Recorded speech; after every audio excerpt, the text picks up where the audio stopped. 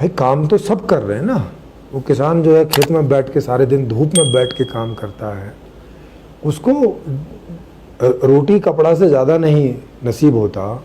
और एक जो इंजीनियर है वो एसी में बैठ के फर्स्ट क्लास चेयर पे बैठ के और वहाँ पे काम करता है और वो इतनी बड़ी सैलरी लेता है। भाई क्यों? तो अब ये किस में गड़बड़ है? अर्थशास्त्र में गड़बड़ है ना, क्योंकि जैसा अर्थशास्त्र की रचना की हुई है, जैसे अर्थशास्त्र का सिस्टम बनाया हुआ है, उस हिसाब से सैलरी का डिसीजन मेकिंग हो रही है। प्रधानमंत्री 4-5 लाख रुपए की तनख्वाह, अलग से दूसरी फैसिलिटीज।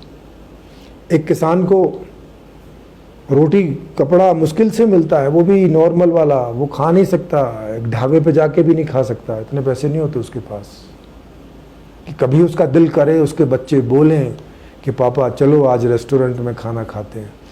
अरे उस पिता का दिल चाक चाक हो जाता है, कट जाता है, क्योंकि हाँ नहीं कर सकता, पैसे नहीं है, और ना करने में बड़ी मुश्किल होती है, बड़ी बेइज्जती होती है, अंदर से बड़ी गिल्टी फील होती है कि मैं अपने बच्चों को एक दिन रेस्टोरेंट में खाना तक नहीं खिला सकता।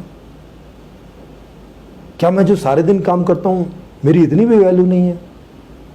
तो ये वैल्यूएशन कहां से तय हो रहा है इतना घटिया और इतना बढ़िया?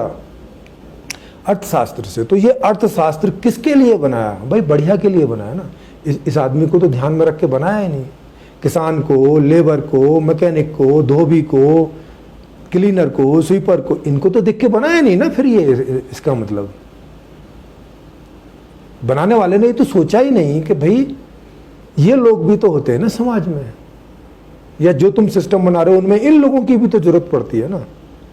तो अब इन लोगों की संख्या ज्यादा है तो ये इनकी गलती है क्या? मतलब साफ सफाई करने वाले लोगों की संख्या ज्यादा है तो ये गलती है क्या उनकी कि जिसकी वजह से उनको कम सैलरी मिलेगी या कम मेहनताना मिलेगा?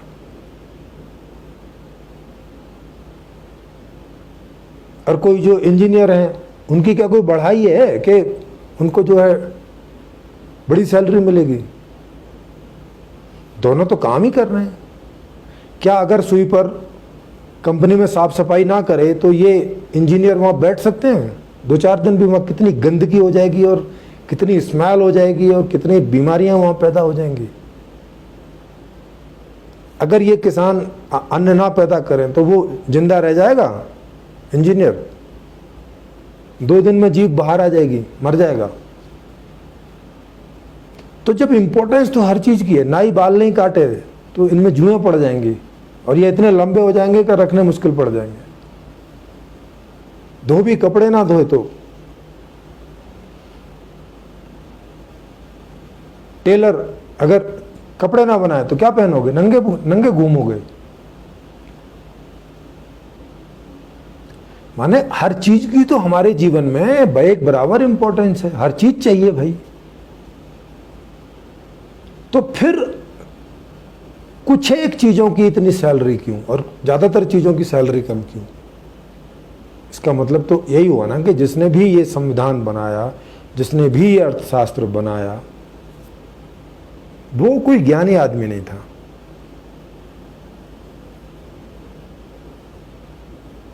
शास्त्र देखो, अर्थशास्त्र कैसा है।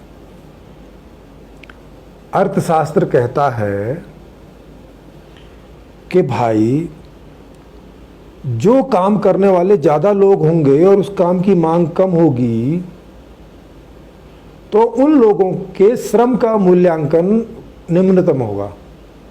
जैसे अभी साफ सफाई करने वाले लोगों की संख्या ज्यादा है, खेती करने वाले लोगों की संख्या ज्यादा है, और खेती के प्रोडक्ट और साफ सफाई का जो है उसकी मांग कम है समाज में,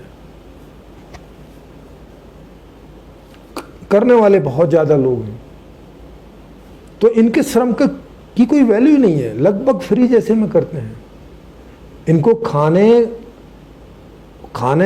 और कपड़ा, मकान भी नहीं ठीक से नसीब होता, खाना और कपड़ा बस इन्हें मिलता है, इतना इनका श्रम का मूल्य है बस। और एक इंजीनियर उसके श्रम का मूल्य, उसके पास खाना भी है, कपड़ा भी है, गाड़ी भी है, बैंक बैलेंस भी है, सब कुछ है, अच्छी मेडिकल फैसिलिटी भी है, ये सारी चीजें हैं। तो क्या ये अर्थशास्त्र इन सब को ध्यान में रख के बनाया गया? नहीं बनाया गया ना। तो फिर तो व्यवस्था गलत होगी। इसका मतलब है कि अब तक की जो व्यवस्थाएं बनाई गई हैं वो केवल 10% लोगों के हिसाब से बनाई गई हैं, कि कोई अपनी चतुराई से, कोई अपनी बुद्धिमानी से संसाधनों पे कब्जा कर ले, बड़ी सैलरी पे कब्जा कर ले, और ऐसा 8-10% लोग कर पाते हैं, तो इसका मतलब ये उन्हीं के लिए रही व्यवस्था।